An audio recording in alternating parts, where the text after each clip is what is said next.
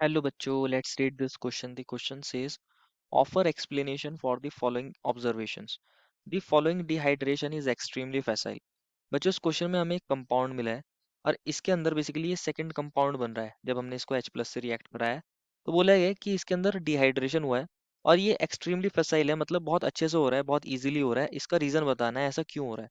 तो first of all बात करते हैं इस क्वेश्चन के की कॉन्सेप्ट के बारे में, इस क्वेश्चन के की कॉन्सेप्ट के बारे में। और इस क्वेश्चन का की कॉन्सेप्ट क्या होगा बच्चों? Extended conjugation. What is the key concept?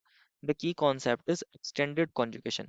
Extended conjugation का मतलब क्या है कि बहुत ज्यादा हमारे पास कॉन्जुगेटेड सिस्टम प्रेजेंट है, उसमें बहुत ज्यादा कॉन्जुगेशन हो सकता है, तो बहुत ज्यादा रेजोनेटिंग स्ट्रक्चर भी बन सकते हैं। जितना ज्यादा कॉन्जुगेशन होता है उतना ही ज्यादा क्या होते हैं, रेजोनेटिंग स्ट्रक्चर्स होते हैं। और जितने ज्यादा रेजोनेटिंग स्ट्रक्चर्स पॉसिबल होते हैं उतनी ही ज्यादा कंपाउंड की क्या हो जाती है, स्टेबिलिटी हो जाती है। स्टेबिलिटी भी उतनी ही ज़्यादा होती है जितनी ज़्यादा रेजोनेटिंग स्ट्रक्चर, और रेजोनेटिंग स्ट्रक्चर उतने ज़्यादा होंगे जितना ज़्यादा हमारे पास कॉन्जुगेटेड स्ट्रक्चर, कॉन्जुगेटेड सिस्टम हमारे पास एक्सटेंडेड होगा, हमारे पास बड़ा होगा, उतना ज़्यादा हमारे पास हमारे रेजोनेटिंग स्ट्रक्चर बन सकते हैं। तो अगर हम बात करें इन दोनों कंपाउंड्स की जो हमें मिले हैं, हमें जो फर्स्ट कंपाउंड मिला है ये हमारे पास बेसिकली यहाँ डबल बॉन्ड ओ है और यहाँ इस तरीके से एक डबल बॉन्ड दिखाया गया है। देन हमारे पास यहाँ पर कौन है, यहाँ पर एक ओ एच ग्रुप अटैच है यहाँ पर, और एक C H three group attach ये वाला है। जब आपने इसकी रिएक्शन एच आई के साथ कराई है, मान लीजिए इस कंपाउंड को हम फर्स्ट नाम दे देते हैं, जब आपने इसकी रिएक्शन H प्लस के साथ कराई है बेसिकली, तो यहाँ होता क्या है, ऑक्सीजन के पास होते हैं लोन पेयर। तो ये क्या काम करते हैं बच्चों, एज अ इसको क्या कर लेते हैं, इस H प्लस को एब्स्ट्रैक्ट कर लेते हैं। तो यहाँ पर क्या हो जाएगा, यहाँ पर ये डबल बॉन्ड, और यहाँ एक डबल बॉन्ड था ही, और यहाँ हमारे पास ये कन्वर्ट हो जाता है OH2 और ऑक्सीजन पर आ जाता है पॉजिटिव। OH2 पॉजिटिव एक अच्छा लिविंग ग्रुप होता है, तो ये क्या काम करता है, दोनों इलेक्ट्रॉन्स को लेकर यहाँ से निकल जाता है। जब ये इन दोनों इलेक्ट्रॉन्स को लेकर यहाँ से निकल जाएगा, तो यहाँ ये डबल बॉन्ड है, ये डबल बॉन्ड है, और यहाँ पर इस तरीके से आप दिखा सकते हो, यहाँ पर पॉजिटिव चार्ज जनरेट हो जाएगा, और यहाँ ये CH3 है। अब क्योंकि यहाँ पॉजिटिव चार्ज जनरेट हो गया है, तो यहाँ पर क्या देखने को मिलता है, यहाँ से ये जो हाइड्रोजन है बेसिकली कार्बन हाइड्रोजन के बीच के इलेक्ट्रॉन यहाँ पर शिफ्ट हो जाते हैं, और हमारे पास ये वाला कंपाउंड बन जाता है। इस तरीके से हमारा कंपाउंड बन गया है। यहाँ पर ये डबल बॉन्ड था, ये डबल बॉन्ड O था, और यहाँ ये CH3 था, और यहाँ पर क्या आ गया है, डबल बॉन्ड आ गया है। तो ये कंपाउंड बन गया है।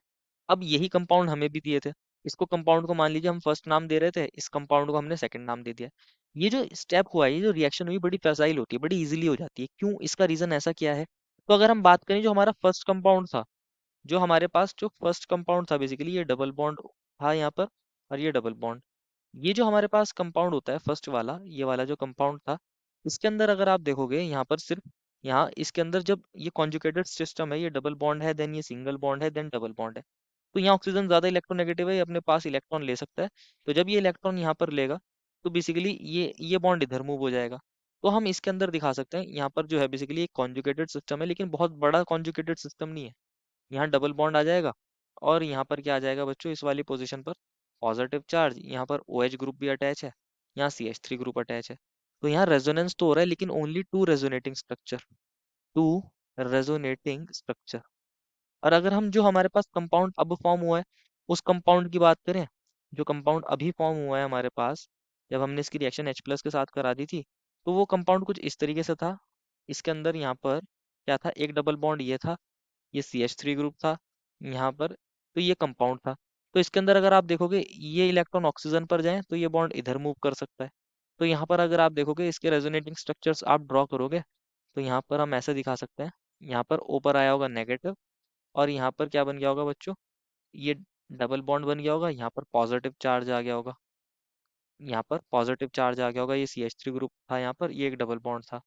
अब क्या हो सकता है बच्चों, यहाँ पर एक डबल बॉन्ड और प्रेजेंट है यहाँ पर, तो ये इधर भी जा सकता है। तो यहाँ पर क्या हो रहा है, रेजोनेंस बढ़ गया है। यहाँ पर जो कॉन्जुगेटेड सिस्टम है वो double single double single double हमारे पास बढ़ गया है, इसलिए इसको बोला था एक्सटेंडेड कॉन्जुगेशन। और एक्सटेंडेड कॉन्जुगेशन होने की वजह से यहाँ इसके रेजोनेटिंग स्ट्रक्चर भी ज्यादा बन रहे हैं, यहाँ इसके रेजोनेटिंग स्ट्रक्चर भी ज्यादा बन रहा है, यहाँ पॉजिटिव चार्ज आ जाएगा, यहाँ CH3। तो अगर आप देखोगे इसके अंदर 3 रेजोनेटिंग स्ट्रक्चर इस तरीके से बता सकते हो। तो इसमें ज्यादा रेजोनेंस हो रहा है क्योंकि यहाँ पर एक्सटेंडेड कॉन्जुगेशन था, यहाँ हमारे पास कॉन्जुगेशन, हमारे पास एक बड़ा कॉन्जुगेटेड सिस्टम था, इसलिए यहाँ एक्सटेंड हो रहा है कॉन्जुगेशन, और ज्यादा उस वजह से रेजोनेटिंग स्ट्रक्चर बन रहा है। ज्यादा रेजोनेटिंग स्ट्रक्चर की वजह से ये जो सेकंड कंपाउंड है, ये हमारे पास मोर स्टेबल है as compare to first compound, क्योंकि सेकंड कंपाउंड ज्यादा स्टेबल है। जब हमने स्टार्टिंग कंपाउंड लिया था, फर्स्ट कंपाउंड लेस स्टेबल है, सेकंड वाला बहुत ज्यादा स्टेबल है फर्स्ट से। तो इस वजह से ये सेकंड कंपाउंड में बनना चाहेगा, और इस वजह से ये जो स्टेप होता है, ये जो रिएक्शन होती है, बड़ी फैसाइल होती है। तो यही इसका रीजन है, और यही हमसे पूछा गया था। This is the final answer. I hope you understood it well, and best of luck.